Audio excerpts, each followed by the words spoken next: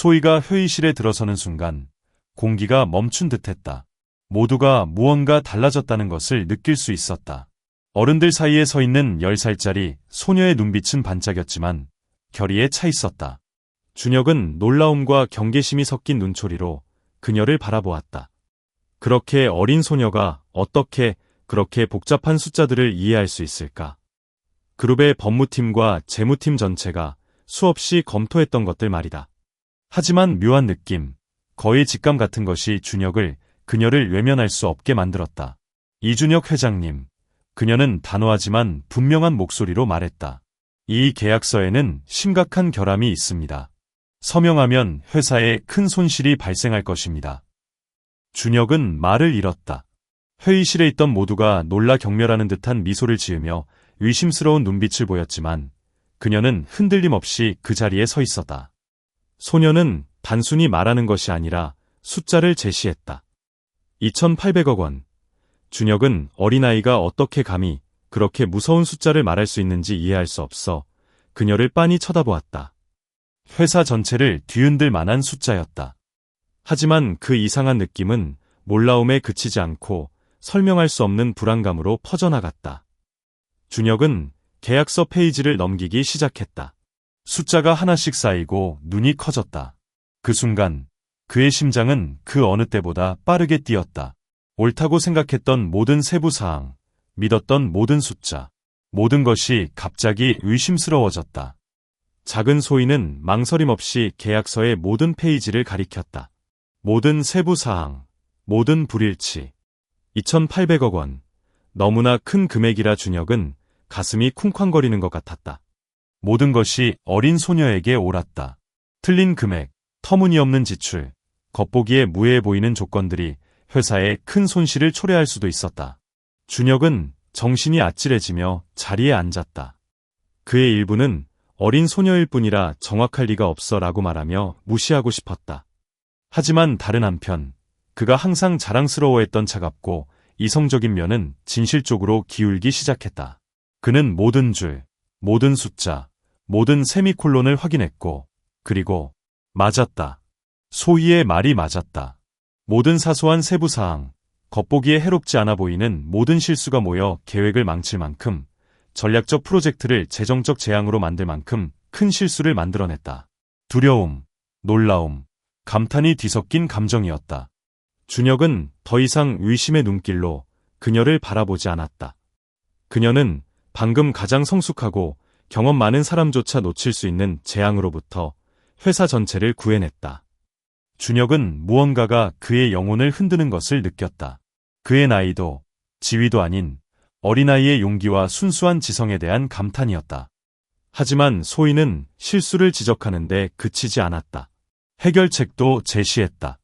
계약서를 어떻게 고쳐야 할지, 피해를 어떻게 피해야 할지, 예상치 못한 위험으로부터 어떻게 그룹을 보호해야 할지, 모든 것이 명확하고 일관되게 한치의 망설임도 없이 제시되었다.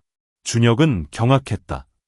10살짜리 소녀가 그의 법률 및 재무팀 전체가 놓친 일을 해낼 수 있다는 사실에 그 순간 준혁은 가장 중요한 것이 무엇인지 깨달았다. 지식도 경험도 아닌 통찰력과 용기로 사물을 바라보는 능력이었다. 소희는 나이와 편견에 얽매이지 않는 변함없는 재능의 화신이었다. 방 안의 모든 사람이 침묵했다. 아무도 감히 말을 꺼내지 못했다. 두려움과 놀라움이 모두를 가득 채웠다. 모두가 깨달았기 때문이다. 어린아이가 아무도 예측하지 못했던 재앙에서 자신들을 구해냈다는 것을. 일어서서 준혁은 소희에게 다가갔다. 그의 눈에는 감정이 가득했다. 고맙습니다. 회장 자리에 오른 이후 처음처럼 신목소리로 말했다. 당신이 회사를 구했습니다. 소희는 그저 장난기 넘치지만 자신감 넘치는 미소를 지었다. 칭찬도 명예도 필요 없었다. 그녀는 오로지 자신의 책임을 다하기 위해 어른들이 간과한 실수를 바로잡기 위해 이곳에 왔다. 하지만 준혁은 그 미소가 단순한 기쁨 이상의 것임을 깨달았다. 그것은 세상이 아직 제대로 알아보지 못한 어린 소녀의 지성과 용기, 그리고 놀라운 강인함의 증거였다. 준혁은 멍하니 앉아 있었다.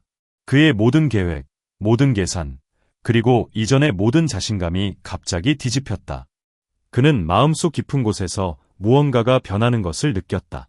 겸손과 존경, 그리고 무엇보다도 어떤 책으로도 배울 수 없는 귀중한 교훈이었다.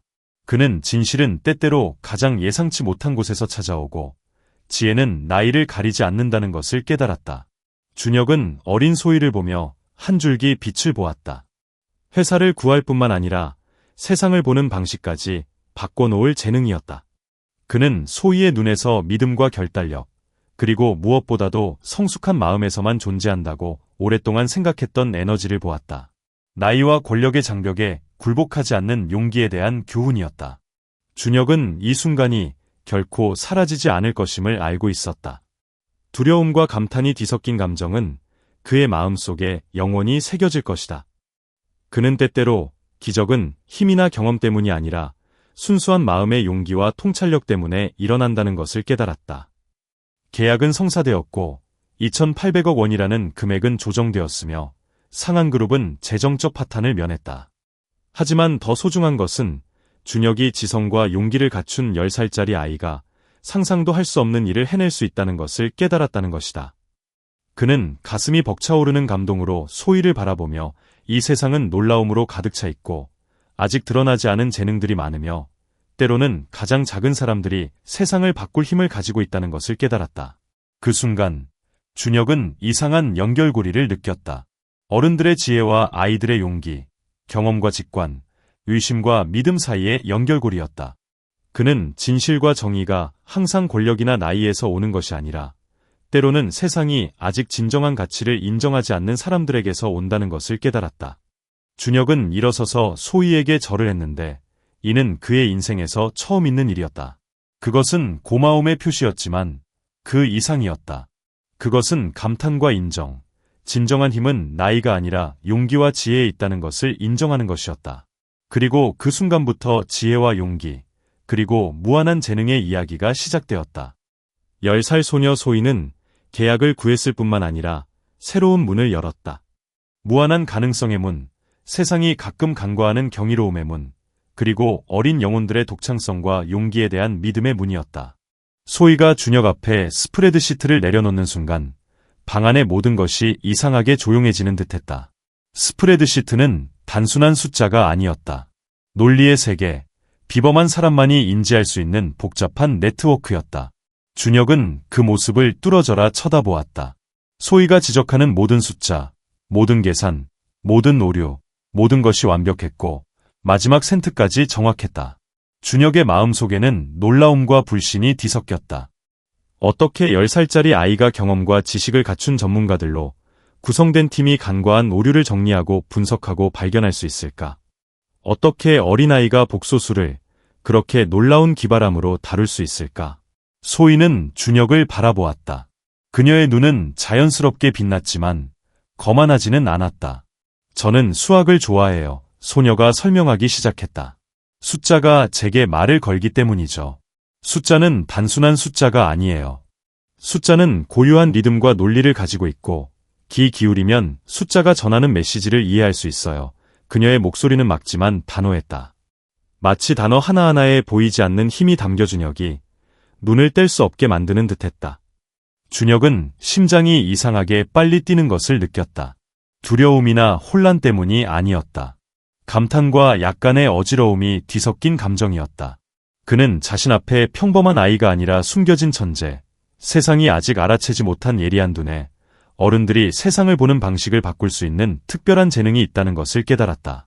그 순간 준혁은 이전에는 생각지도 못했던 사실을 깨달았다. 지능은 나이와 무관하고 때로는 어린아이의 마음이 어른의 마음보다 더 예리하다는 것이다. 그와 그의 팀이 간과했던 실수들은 부주의 때문이 아니었다. 그저 익숙함의 틀, 낡은 편견과 경험에 의해 제한되었을 뿐이었다. 순수한 마음과 뛰어난 집중력을 지닌 어린 소희는 어른들이 보지 못하는 것을 보았다. 준혁은 소희를 바라보며 두려움과 감정이 뒤섞인 감정을 느꼈다. 소희의 뛰어난 지적 능력, 용기와 겸손에 감동한 두려움이었다. 소희는 자랑하지도 인정을 바라지도 않았다. 오직 옳은 일을 했고 타고난 능력으로만 행동했다. 마법 같은 감정이 준혁의 몸속으로 퍼져나갔다. 믿음, 용기, 그리고 순수한 지성의 결합은 놀라운 일을 해낼 수 있다는 것이었다. 소희는 계속해서 숫자를 제시하고 계산을 하고 답을 제시했다. 그녀의 설명 하나하나는 마치 새로운 세상을 열어주는 듯했다.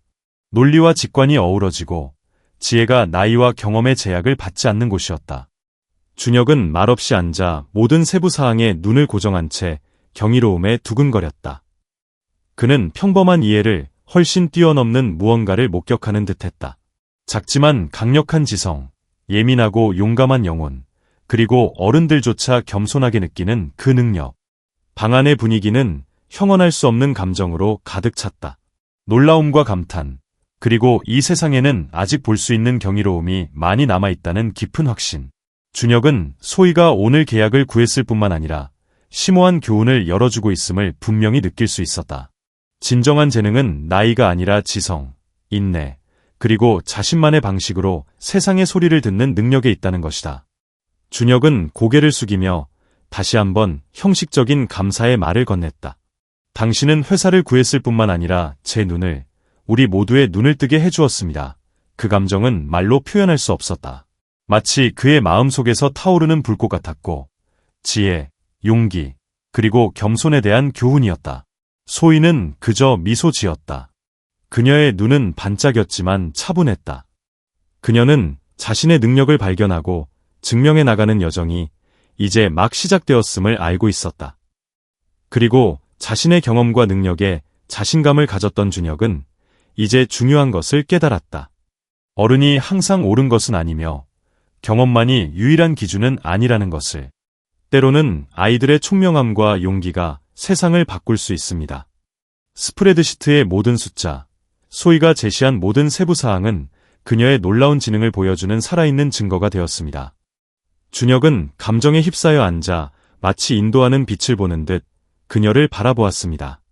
세상이 아직 알아주지 못한 재능, 불굴의 정신, 그리고 나이를 뛰어넘는 지성이었습니다. 그리고 그 순간 준혁은 이 아이가 단순한 10살짜리 아이가 아니라는 것을 알았습니다. 천재이자 특별한 지능을 가진 아이였으며 한 번에 한 숫자씩 세상을 바꿀 수 있는 사람이었습니다. 준혁은 여전히 소희에게서 눈을 떼지 못했다. 대부분의 아이들이 아직 게임에 푹 빠져 있을 때 10살 소녀는 나이를 뛰어넘는 명석함으로 그의 앞에 서 있었다. 그녀가 내놓는 숫자 하나하나는 완벽한 퍼즐 조각 같았고 모든 주장은 비범한 지성으로 다듬어진 듯했다. 중요한 결정과 수조 원짜리 거래를 연이어 경험한 준혁은 여전히 그녀의 통찰력에 감탄했다. 그리고 바로 그 순간 그는 깨달았다. 이런 재능은 그저 바라보기만 하는 것이 아니라 제대로 인도하고 보호하고 발휘해야 한다는 것을. 박선자 씨가 들어왔고 방 전체가 멈춘 듯했다. 화려한 인사도 화려한 말도 없었다. 오직 차분한 눈빛과 부드럽지만 단호한 목소리만이 있었다. 내가 일하기를 기다리고 있어. 준혁은 속으로 외치지 않을 수 없었다. 때로는 엄격함과 사랑이 어우러진 것이 천재의 가장 든든한 토대가 된다. 그는 할머니가 소희에게 말하는 방식, 할머니가 경청하는 방식, 어린아이 같은 눈빛에 담긴 존경과 감탄을 가만히 바라보았다. 숫자나 수치로 측정할 수는 없지만 그가 손에 쥐었던 어떤 스프레드시트보다도 강했다. 그는 할머니의 가정 환경에 대해 물어보기로 했다. 박순자 여사는 피하지 않았지만 가족의 고된 삶에 대해 이야기할 때는 목소리가 낮아졌다. 그들은 부유하지도 않았고 여유 자원도 없었으며 오직 사랑과 노력, 그리고 회복력만 있었다. 준혁은 그 말을 듣고 마음이 철렁 내려앉았다. 숫자, 계약, 사업 전략은 이 삶에 비하면 순식간에 허약해졌다. 준혁은 소희에게 단순히 재능을 보여줄 기회만이 아니라 탄탄한 기반, 그녀의 능력을 진정한 힘으로 바꿔줄 현명한 안내자가 필요하다는 것을 깨달았다. 그렇지 않으면 최민수 같은 라이벌이 있는 이 세상은 그녀가 빛나기도 전에 그녀를 망가뜨리고 싶어 할 것이다. 그리고 그때 그의 예감이 확실해졌다. 최민수가 나타났다. 준혁은 남자가 들어오자마자 압박감이 퍼져나가는 것을 느꼈다. 단순한 경쟁자가 아니었다. 민수는 권위와 교활함, 그리고 미묘한 위협까지 지니고 있었다. 민수의 등장은 우연이 아니었다. 그는 자신의 모든 경험과 능력을 통해 소희의 잠재력을 간파했을 것이고 필요하다면 어떤 수단이든 동원하여 그녀를 통제하거나 제거할 수 있을 것이다. 준혁은 침묵했다. 그의 머릿속에는 일련의 시나리오가 펼쳐졌다. 만약 민수가 소희의 능력을 안다면 그는 망설임 없이 행동할 것이다. 보호 없이는 이 작은 천재는 그녀가 모르는 게임의 말단이 될 수도 있었다. 그는 자신의 책임이 단순히 사업을 운영하는 것이 아니라 비범한 묘목을 이끌고 보호하는 것임을 깨달았다. 그 묘목은 회사 전체의 미래, 심지어 치열한 사업 전쟁까지도 바꿀 수 있다. 박순자 선생님은 준혁에게 깊은 교훈을 남겼습니다. 제 손자는 똑똑하지만 동시에 연약하기도 합니다. 손주와 함께하고 싶다면 손주의 말을 잘 듣고 믿고 기회를 주세요. 어른들에게 자신을 증명하기 위해서가 아니라 천재는 예상치 못한 곳에서 나타난다는 것을 세상에 보여주기 위해서입니다. 준혁은 긴장감과 설렘이 뒤섞인 채 고개를 끄덕였다. 이제부터 자신이 내리는 모든 발걸음, 모든 결정이 사업 거래에 그치지 않을 것임을, 소희의 잠재력을 이끌고 보호하고 극대화하는 것 또한 포함해야 한다는 것을 그는 깨달았다. 그는 소희를 바라보았다. 그녀의 눈은 밝았고 눈빛은 소심함이 아니라 호기심과 결단력, 그리고 용기로 가득 차 있었다. 단순히 뛰어난 아이가 아니었다. 제대로 조율하고 이끌 줄만 안다면 모든 상황을 바꿀 수 있는 사람이었다. 준혁의 머릿속에 있던 조각들이 하나씩 맞춰지기 시작했다. 계약 사건, 소희의 능력, 민수의 갑작스러운 등장, 어려운 가정사. 이 모든 것이 복잡한 그물망처럼 서로 연결되어 있었다. 준혁은 숫자와 전략의 늪에서 이 천재를 보호하고 이끌기 위해서는 용기와 통찰력이 필요하다는 것을 깨달았다. 그리고 박선자가 소희는 언제나 순수해야 하지만 도전을 두려워하지 말아야 한다고 강조하며 떠나자 준혁은 책임감과 존경심을 느끼며 뒤로 물러섰다. 그는 이제 소희의 삶이 더 이상 그녀와 그녀 가족의 이야기가 아니라는 것을 알고 있었습니다. 그것은 전략적 결정, 위험한 도전, 그리고 그룹의 운명을 바꿀 기회의 일부가 될 것이었습니다. 그 순간 준혁은 숫자보다 더 중요한 것을 깨달았습니다. 재능과 지성은 올바른 곳에 배치되어야 하고 육성되고 보호되어야 합니다. 그렇지 않으면 세상은 어떤 천재든 빛날 기회를 갖기도 전에 쉽게 삼켜버릴 것입니다. 그리고 그는 자신의 역할에서 소희가 세상이 미처 알지 못했던 잠재력을 발견할 수 있도록 인도하고 보호하고 도울 사람이었습니다. 준혁이 계약 파동 이후 상황이 진정되었다고 생각했던 바로 그때 차갑고도 도전적인 또 다른 파도가 밀려왔다. 방금 검토한 모든 계산, 모든 숫자, 모든 전략의 작은 실수라도 모든 것을 무너뜨릴 수 있는 허점이 드러나기 시작했다. 준혁은 이제 계약 오류 때문이 아니라 한 사람 때문에 불안감을 느꼈다. 최민수가 나타났다. 아무런 경고도 초대도 없이 마치 회의실의 모든 것을 읽은 듯 차분한 발걸음과 날카로운 눈빛뿐이었다.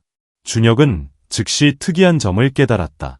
민수는 베트남 프로젝트에 대해 알고 있었고 계약서의 모든 세부 사항을 알고 있었으며 계약 체결 당일에 나타났다.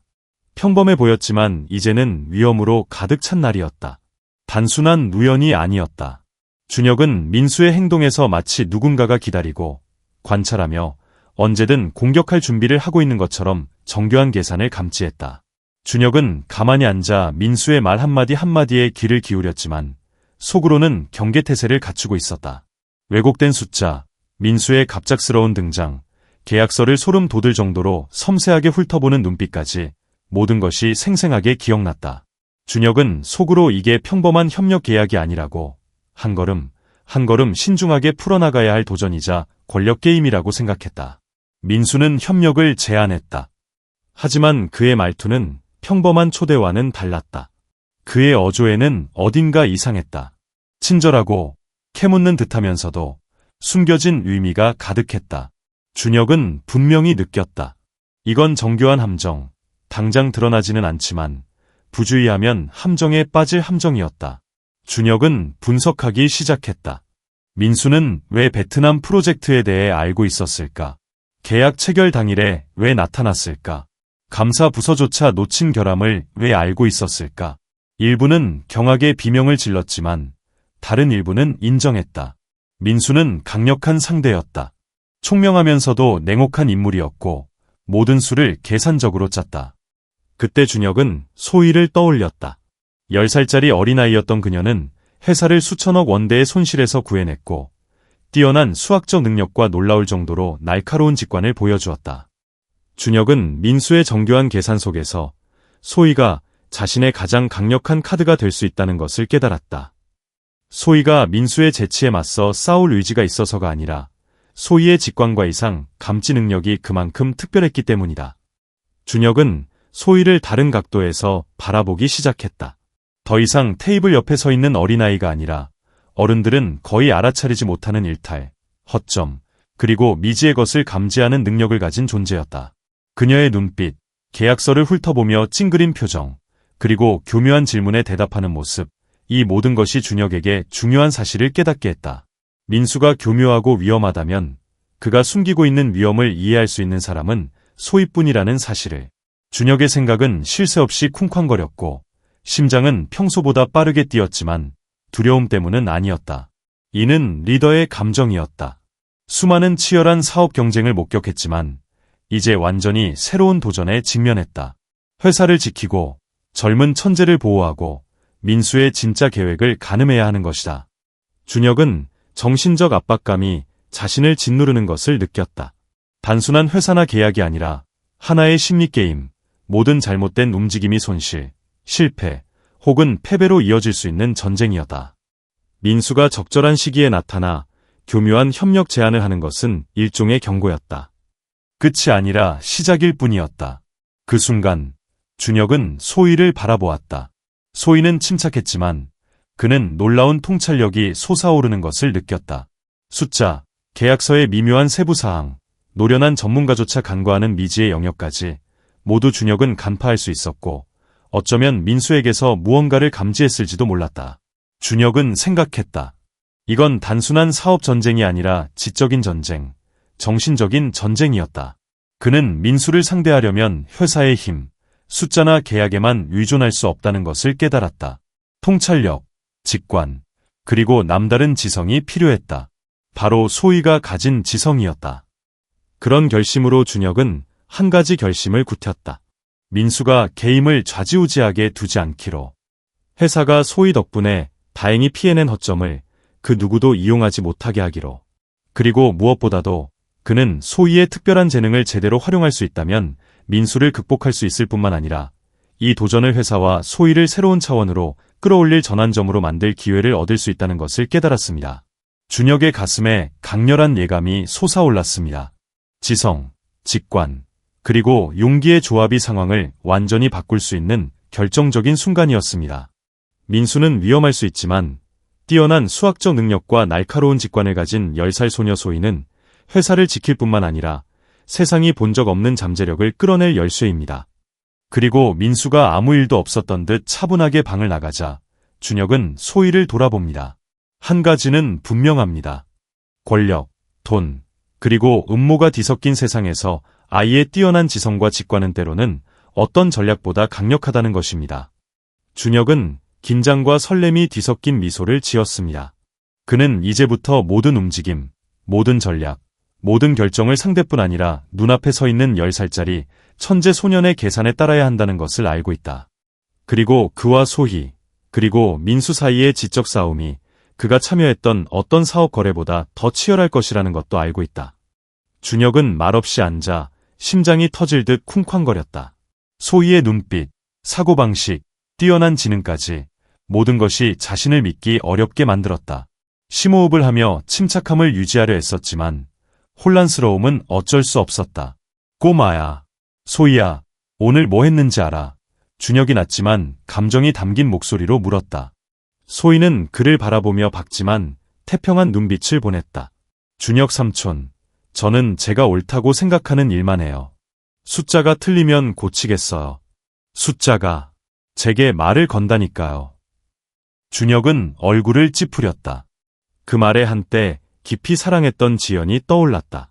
예리한 통찰력과 뛰어난 직관력을 가진 그녀였다. 그 우연에 그의 가슴은 철렁 내려앉았다. 박순자 부인은 그의 옆에 앉아 두 사람을 말없이 지켜보았다. 그녀는 그의 생각을 알고 있었지만 입 밖으로 꺼내지는 않았다. 모든 일이 자연스럽게 흘러가도록 준혁이 스스로 진실을 깨닫게 하고 싶었다. 이 회장님. 박 여사가 떨리지만 또렷한 목소리로 말했다. 그녀는 단순한 천재가 아니에요. 그녀는 지연이의 딸이에요. 2014년 1월 당신과 헤어졌을 때 태어났어요. 그녀는 당신의 딸일 수도 있어요.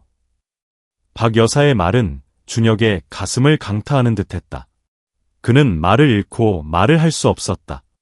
오랜 세월 마음속에 묻어두었던 이별의 아픔과 후회가 갑자기 격렬하게 치솟았다. 마음속 한구석에서는 믿고 싶었지만 이성적인 이성은 경고했다. 어떻게 그럴 수가? 준혁은 소희를 꼼꼼히 살피며 작은 행동 하나하나를 관찰하기 시작했다. 생각할 때 귀를 비비는 모습, 하트 모양의 점, 시선을 고정하는 눈빛, 계약서에 오류가 있을 때 스쳐 지나가는 미소. 모든 것이 지연을 떠올리게 했다. 그는 부인할 수 없는 유대감을 느꼈다. 10살밖에 안 됐지만 소희는 준혁의 눈빛 변화를 눈치채기 시작했다. 순진하게 물었다. 준혁 삼촌, 무슨 생각이에요? 준혁은 감정을 억누르려 애썼다. 저, 아빠가 누군지 알아요?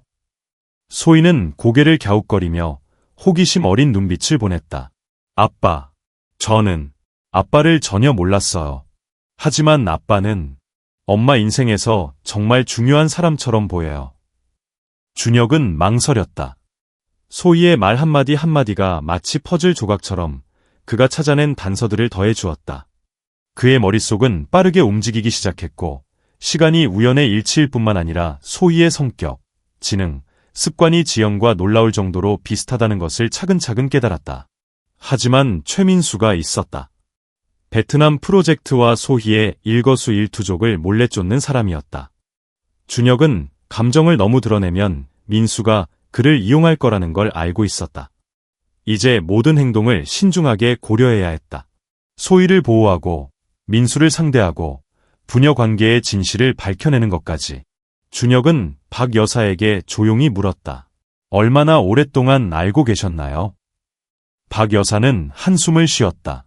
어머니가 돌아가셨을 때부터 알고 있었지만 섣불리 말할 수는 없었어요.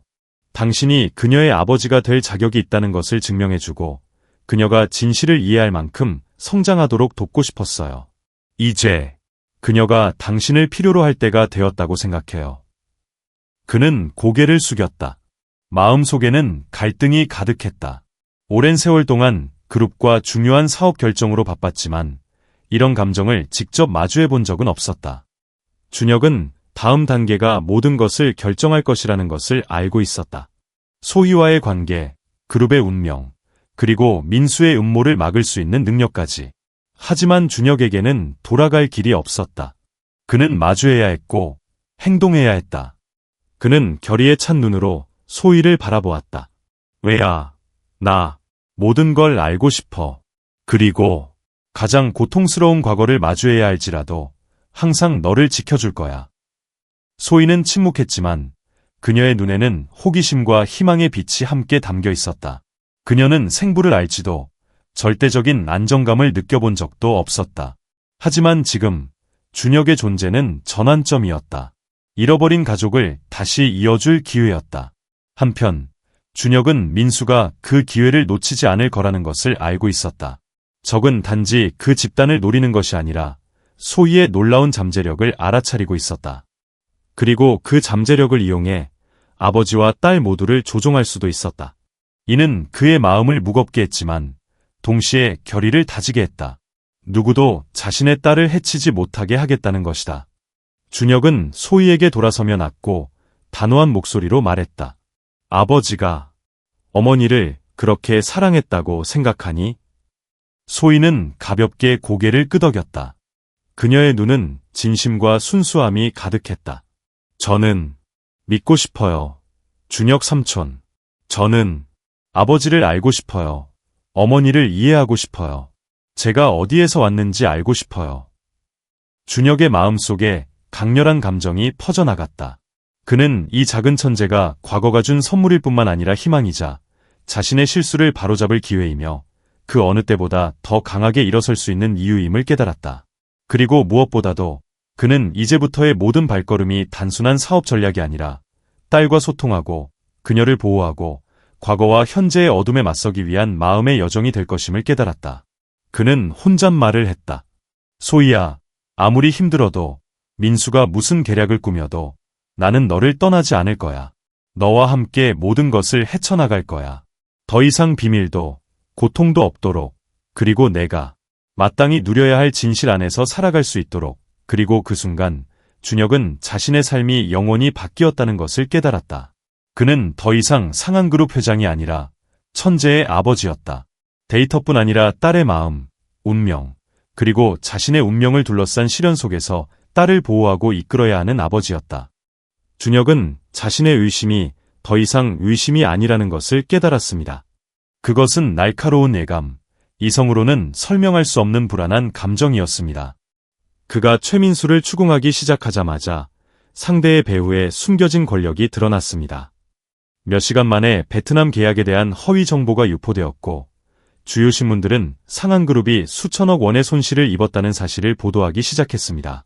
준혁의 전화는 끊임없이 울렸습니다. 주주, 협력사, 언론사 등에서 온 문자 메시지, 전화, 이메일이 쏟아져 들어왔습니다. 모두 같은 내용이었습니다. 의심, 경고, 압박. 각각의 메시지는 마치 칼날처럼 그의 심리를 꿰뚫고 심장을 쿵쾅거리게 하고 정신을 팽팽하게 조여들게 했습니다. 하지만 준혁의 마음속 깊은 곳에는 변함없는 한 조각이 있었다. 그는 그룹뿐 아니라 한 번도 만난 적 없는 딸 소희, 그녀를 돌봐준 박선자, 그리고 깊이 사랑했던 지연의 기억까지 지켜야 했다. 준혁은 사무실에 조용히 앉아 주먹을 꽉 쥐고 결의로 가득 찬 가슴을 안고 있었다. 그는 민수가 그룹을 파괴하려는 것이 아니라 소희를 통제하려는 것임을 알고 있었다. 민수는 소희가 자신의 손에 쥐면 절대적인 무기가 될 것이라는 것을 알고 있었다. 민수의 모든 행동, 모든 말에는 준혁이 감당해야 할 무자비함과 치밀한 계산, 그리고 조종이 배어 있었다. 그가 모든 것을 통제하게 둘 순 없어. 준혁은 속으로 중얼거렸다. 소희가 위험에 처하면, 가족이 위협받으면 용서하지 않을 거야. 그는 즉시 보안 조치를 시행하라고 지시했다. 소희와 박선자는 최첨단 보안 시스템, 감시 카메라, 그리고 정교한 방어선에 의해 24시간 감시받고 있다. 준혁은 민수가 직접적으로 행동하지 않을 수도 있다는 것을 알지만 항상 중개자, 언론 또는 파트너를 통해 간접적인 방법을 찾습니다. 한편 준혁은 소희와 박 씨에게 민수에 대한 의심을 숨기고 있습니다. 그는 소희가 자신의 두려움에 휘둘리지 않고 안전함을 느끼기를 바랍니다. 하지만 그의 경계심은 항상 존재합니다. 준혁은 민수의 모든 움직임, 모든 기사, 해외 파트너에게 보낸 모든 이메일을 감시합니다. 언론과 주주들의 압력 외에도 준혁은 또 다른 고통에 직면합니다. DNA 검사 결과가 아직 나오지 않은 것입니다. 그는 부녀 관계가 확인되어야만 소희를 온전히 보호할 수 있다는 것을 알고 있습니다. 매일매일 미루는 것은 위험한 일입니다. 하지만 준혁은 흔들리지 않습니다. 그는 직감과 경험에 따라 변호사, 보안 컨설턴트, 그리고 내부 조사팀과 협력하여 행동하기로 결정했습니다. 기회를 놓치지 않은 민수는 계속해서 속임수를 썼습니다. 그는 베트남 파트너들에게 사람을 보내고 계약에 압력을 가하고 상한이 재무 정보를 은폐하고 있다는 가짜 기사를 냈습니다. 동시에 민수는 정교하게 편집된 이미지와 정보를 주요 신문에 실어 상한이 조직적으로 사기를 저지르고 있다는 의혹을 불러일으키기 시작했습니다. 준혁은 민수의 정교한 칼놀림을 분명히 느꼈습니다. 하지만 긴장감은 그를 두려워하기는커녕 더욱 경계하게 만들었습니다. 그의 머릿속은 끊임없이 움직이며 모든 데이터, 모든 시장 반응, 민수의 모든 움직임을 분석했습니다. 그의 머릿속에는 언론 대응, 주가 안정, 소희의 안전 확보 등 모든 시나리오가 짜여 있었습니다. 한편 뛰어난 지능을 가진 소희는 준혁에게서 발산되는 압박감을 감지하는 듯했습니다. 그녀는 상황을 완전히 이해하지는 못했지만 직감과 관찰력으로 무언가 잘못되었음을 감지했습니다. 소희는 작은 디테일들을 관찰하기 시작했습니다. 전화벨 소리, 준혁이 동료들과 자주 소통하는 방식, 회사 직원들의 평소와 다른 표정까지. 그녀는 그들의 세계를 파괴하려는 유령이 있다는 것을 깨달았다. 어느 날 저녁, 준혁은 소희를 사무실로 불렀다. 그는 민수에게 자세한 설명을 해주지는 않았지만 계약서 데이터, 경쟁사 정보, 베트남 관련 재무수치 등 복잡한 문제를 소희 앞에 제시했다. 소희, 이건 큰 문제야. 내가 진짜 무슨 일이 일어나고 있는지 알아낼 수 있게 도와줄 수 있어. 준혁은 진지하면서도 자신감 넘치는 목소리로 말했다. 소희는 숫자 하나하나를 바라보았다. 마치 숫자들이 실제로 자신에게 말을 걸고 있는 것처럼 시선이 집중된 채 손가락으로 종이를 훑었다. 준혁은 소희를 지켜보며 그녀의 놀라운 집중력을 느꼈다.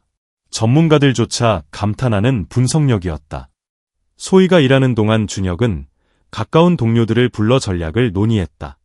주식을 보호하고, 악재에 대처하고, 언론을 통제하고, 민수를 상대하기 위한 법적 조치를 준비하는 것이었다. 모든 단계는 치밀하게 계획되었지만 준혁은 작은 실수라도 회사를 무너뜨릴 수 있다는 것을 알고 있었다. 시간이 지날수록 압박감은 커져만 갔다. 민수는 가짜 뉴스를 계속 퍼뜨리고 주가는 요동쳤으며 베트남 파트너들은 걱정했다. 하지만 준혁은 침착했다. 더 이상 자신의 성공만을 생각하는 사람이 아니었다. 이제 소희와 가족에 대한 책임감이 그를 더욱 강하게 만들었다. 어느 날 밤, 준혁은 익명의 문자 메시지를 받았다. 준혁 삼촌, 민수를 계속 괴롭히면 소희가 안전하지 않을 거예요. 잘 생각해 보세요. 준혁은 문자 메시지를 보며 가슴이 두근거렸지만 눈빛은 결연한 의지로 빛났다. 그는 위협이 돈이나 명예뿐 아니라 소희의 안전까지 위협한다는 것을 깨달았다. 그는 속으로 생각했다. 민수야, 난 두렵지 않아. 내 딸과 가족은 절대 그가 나를 이용하도록 내버려 두지 않을 거야. 그 순간 소희는 뛰어난 직감으로 민수가 공개한 가짜 재무 보고서에서 이상한 징후를 감지했다. 논리적 오류, 뒤바뀐 숫자, 그리고 적대 세력이 회사를 조종하려는 방식을 지적했다. 준혁은 소희가 자신의 딸일 뿐만 아니라 이 싸움에서 가장 큰 아군임을 깨달았습니다. 그 순간 준혁은 그들이 상한 그룹을 지키기 위해서만이 아니라 부녀관계, 진실, 그리고 소희의 미래를 지키기 위해 싸우고 있다는 것을 깨달았습니다. 이제부터의 모든 발걸음이 회사의 생존뿐 아니라 자신의 가족의 운명까지 좌우할 것이었습니다. 압박감이 커져갔지만 준혁과 소희, 부녀는 지성과 용기를 합치며 힘을 합치기 시작했습니다. 지성, 직감, 그리고 인내가 가장 강력한 무기가 될 치열한 싸움이 곧 시작될 것이었습니다. 준혁은 단 한순간의 방심으로도 모든 것이 무너질 수 있다는 것을 알고 있었습니다. 하지만 그는 두려워하지 않았습니다. 이제 그는 권력이나 돈만을 위해 싸우는 것이 아니라 딸을 위해, 부녀의 사랑을 위해, 그리고 진실을 밝히기 위해 싸우고 있기 때문입니다. DNA 검사 결과를 손에 쥐는 순간 준혁은 세상이 갑자기 멈춘 듯한 느낌을 받았다. 눈앞에서 춤추는 99.98%라는 숫자는 단순한 데이터가 아니라 강렬하고 부인할 수 없는 확신이었다. 그가 지켜보고 보호하고 남몰래 사랑했던 어린 소녀 소희는 바로 자신의 혈육이었다. 심장은 격렬하게 뛰었고 한 번 뛸 때마다 과거와 현재의 경계가 무너지는 듯했다. 하지만 결과가 확정된 후에도 준혁은 여전히 믿을 수 없었다. 10년 동안 그는 한때 사랑했던 지연에 대한 미완의 기억, 상실감 속에 살아왔다. 그리고 이제 그 사랑의 화신인 소희가 부인할 수 없는 진실로 그의 앞에 나타났다. 준혁은 숨이 막히는 듯 심호흡을 했다. 바쁜 일상, 회사 위기 해결에 몰두하던 시간, 언론과 민수의 압박, 이 모든 것이 이 순간 앞에 갑자기 사라진 듯했다.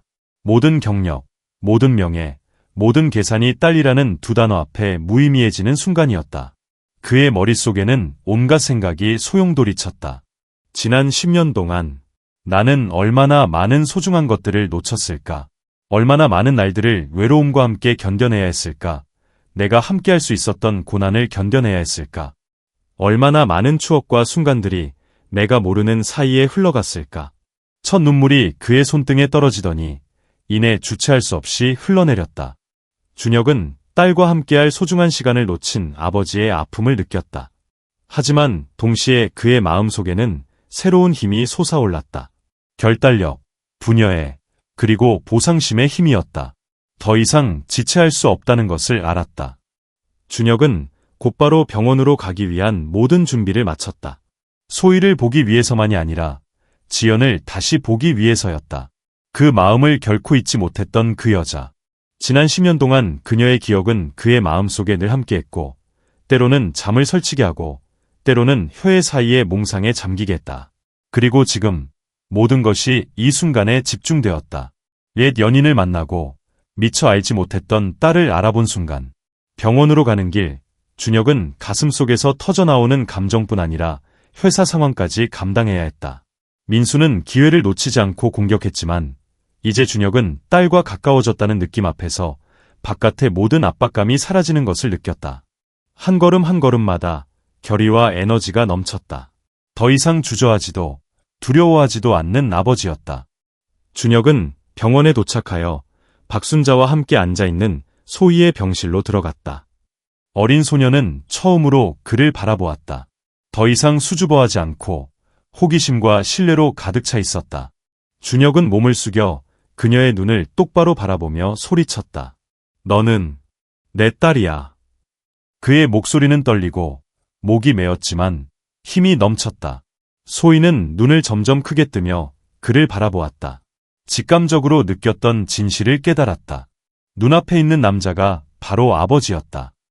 오랜 세월 소희를 보살펴온 박순자 씨는 조용히 옆으로 비켜서 아버지와 딸이 말로 표현할 수 없는 첫 순간을 함께할 수 있도록 해주었다.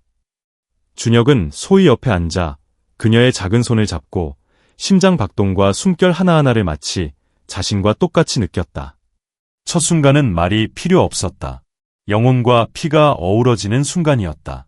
준혁은 눈물을 흘렸고 오랜만에 온몸에 아버지의 온전한 감정이 스며들었다. 한때 천재 소녀처럼 보였던 10살 소녀 소희는 이제 딸의 온전한 모습으로 나타났다. 하지만 준혁은 거기서 멈추지 않았다. 그는 아버지로서의 역할을 다하기 위해서뿐만 아니라 소희가 겪은 모든 상실을 만회하기 위해서도 더 많은 일을 해야 한다는 것을 알고 있었다.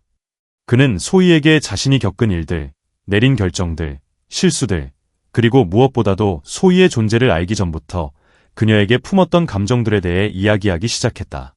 소희는 귀를 기울이며 눈을 점점 빛냈다. 어린 시절에는 아버지가 없었지만 준혁의 마음은 항상 자신에게로 향하고 있었다는 것을, 두 영혼을 연결하는 보이지 않는 끈이 있다는 것을, 그리고 처음으로 진짜 아버지의 따스함을 느꼈다. 얼마 지나지 않아 준혁은 지연을 만나러 왔다. 지난 10년 동안 결코 식지 않았던 감정이 격렬하게 타올랐다. 두 사람은 서로를 바라보았다.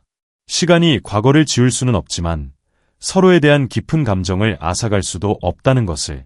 준혁은 지연 앞에 무릎을 꿇었다. 간청하기 위해서가 아니라 진심을 표현하기 위해서였다. 그는 자신의 책임을 깨달았고 자신의 잘못을 깨달았으며 모든 손실을 만회하기로 결심했다. 지연은 잠시 침묵했고 눈에는 눈물이 가득했다.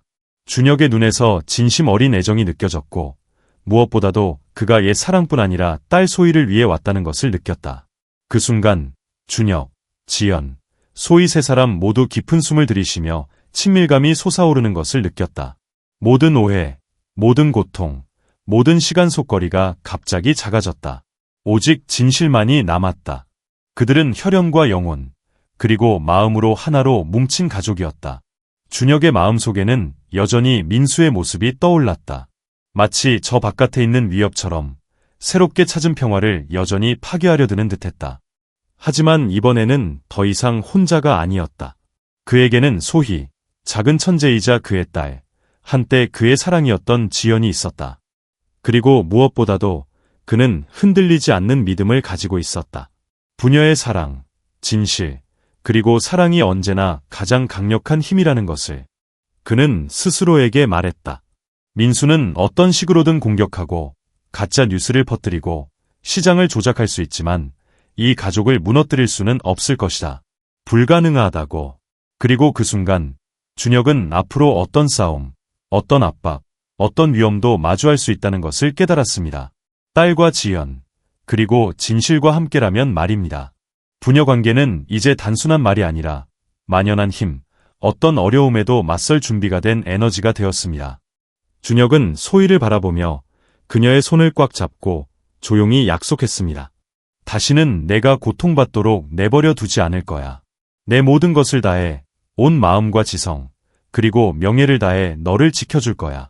소희는 그를 바라보았고 준혁은 소희의 눈에서 절대적인 믿음을 보았습니다. 삶이 아무리 힘들고 적이 아무리 위험하더라도 서로를 잃지 않을 것이라는 믿음이었습니다. 그리고 그것이 새로운 장의 시작이었습니다. 준혁과 아버지가 사랑과 지성, 그리고 흔들리지 않는 결의로 함께 써내려갈 그 장이었습니다. 준혁이 병실에 들어서는 순간 공간은 얼어붙는 듯했다. 심장이 쿵쾅거리고 숨이 막히는 듯 모든 기억이 되살아나기에 충분할 만큼 긴 순간이었다. 10년 전, 이별과 결코 사라지지 않았던 후회들. 그는 가만히 서서 지연을 바라보았다. 그의 가슴 속에 깊이 새겨진 여자, 지연을 바라보며 시간이 진정한 마음의 상처는 지울 수 없다는 것을 깨달았다. 엄마 옆에 앉은 소희는 준혁을 돌아보았다. 그녀의 눈은 맑고 지성적이었지만 이번에는 믿음과 희망이 뒤섞여 있었다. 눈앞에 있는 남자가 갑자기 나타난 낯선 사람이 아니라 자신을 묵묵히 지켜봐주고 지켜봐온 아버지라는 것을 그녀는 깨달았다. 시간과 거리, 심지어 숨겨진 비밀까지 초월하는 강한 유대감이 소희의 가슴을 가득 채웠다. 준혁은 솟구치는 감정을 억누르려 애쓰며 심호흡을 했다. 하지만 그 노력조차도 흘러내리는 눈물을 막을 수 없었다.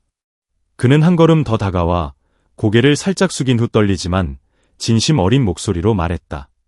지연아, 10년 만에 드디어 우리 딸이 소희라는 걸 알았어. 지연은 침묵에 잠겼다. 방금 드러난 진실에 가슴이 뭉클해지는 듯했다. 준혁의 눈빛에는 진심과 후회, 그리고 딸을 지키겠다는 결의가 담겨 있었다. 10년 동안 함께하지 못했지만 그들의 마음은 여전히 변함없이 사라지지 않고 존재한다는 것을 느꼈다. 특별한 지능과 직관력을 가진 10살 소녀 소희가 준혁에게 다가왔다. 소희는 아빠의 손을 살며시 잡고 신뢰가 가득한 눈빛으로 말했다. 아빠, 올 줄 알았어요. 준혁은 목이 메어 소희를 껴안았다. 오랜만에 아빠의 온전한 마음을 느꼈다. 단순한 책임감이 아니라 아이와 함께할 수 있다는 순수한 행복감이었다. 직장의 압박감, 민수의 계략, 바깥 세상의 온갖 폭풍우, 이 모든 것이 이 순간 앞에선 사소해 보였다. 지연은 말없이 서 있었지만 마음은 혼란스러웠다. 준혁을 바라보자 그의 눈빛에서 확연한 변화가 느껴졌다. 더 이상 강하고 거리감이 느껴지는 남자가 아니라 아버지이자 연인, 책임감 있고 감정적인 사람으로 변해 있었다. 그녀는 이 재해가 단순히 두 사람에게만 기회가 아니라 소희를 보호하고 온전한 가족을 만들 기회라는 것을 깨달았다. 하지만 준혁은 아직 끝나지 않았다는 것을 알고 있었다. 최민수는 여전히 언론을 조종하고 허위 사실을 유포하며 상한그룹의 명예를 위협하고 있었다. 주식시장은 여전히 불안정했고 경쟁사들의 압박도 여전했다. 그는 가족을 지키려면 감정에만 의존할 수 없다는 것을 깨달았다. 지성과 전략, 그리고 합의가 필요했다. 준혁은 소희를 바라보며 문득 생각이 스쳤다. 그녀는 딸일 뿐만 아니라 동반자이자 총명하고 세련된 아군이었다. 첫 번째 계약 구출 작전 이후 소희는 뛰어난 수학적 재능과 날카로운 직관력, 그리고 어른들이 간과하는 문제를 꿰뚫어보는 능력을 보여주었다. 준혁은 그들이 힘을 합친다면 어떤 음모도 물리치고 기업과 사랑하는 사람들을 지킬 수 있다는 것을 깨달았다. 이러한 결의를 바탕으로 준혁은 계획을 세웠다.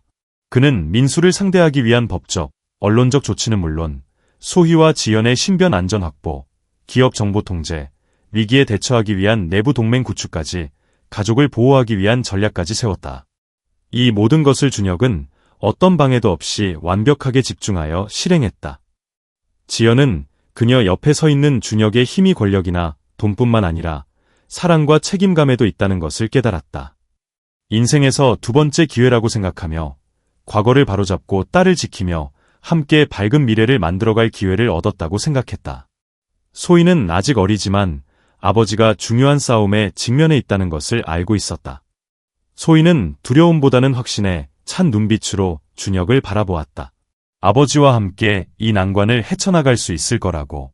그 순간 보이지 않는 끈이 세 사람을 혈연뿐 아니라 믿음과 정신력으로 이어주었다. 다음 날 준혁은 지연, 소희와 함께 언론 앞에 공식 출두했다. 그는 계약의 진실을 밝히고 모든 잘못을 해명하며 상한그룹이 책임, 명예, 그리고 기업 윤리를 중시한다고 강조했다. 철저한 준비 덕분에 정보는 통제되고 민수의 계략은 드러나며 상한그룹의 명예는 점차 회복되었다. 소희는 아버지 곁을 지키며 지연의 손을 잡고 자랑스러움과 행복으로 가득 찬 눈빛을 보냈다. 앞으로의 길이 아무리 험난하더라도 서로에게 힘이 되어주고 그 무엇도 그들을 갈라놓을 수 없다는 것을 깨달았다. 준혁은 딸을 바라보며 미소 지었다. 이번에는 다시는 딸을 잃지 않을 거라는 확신이 들었다. 가족이 재결합하고 단결하며 적의 존재가 드러나면서 준혁, 지연, 소희는 삶의 새로운 장을 열었다.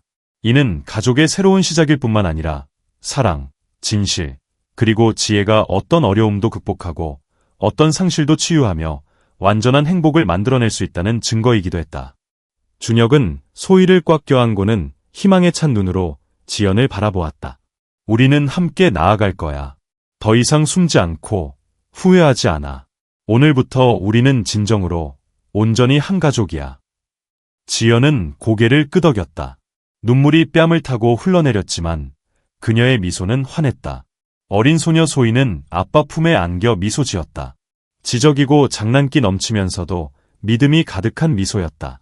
앞으로 많은 어려움이 기다리고 있음을 알고 있었지만 가족의 힘, 지혜, 그리고 변함없는 사랑으로 그들은 준비되어 있었다. 그리고 그렇게 새로운 장이 시작되었습니다. 아버지, 어머니, 딸로 구성된 준혁 가족은 공식적으로 재회하고 유대감을 형성하며 행복과 안정의 길을 함께 걸어갔습니다.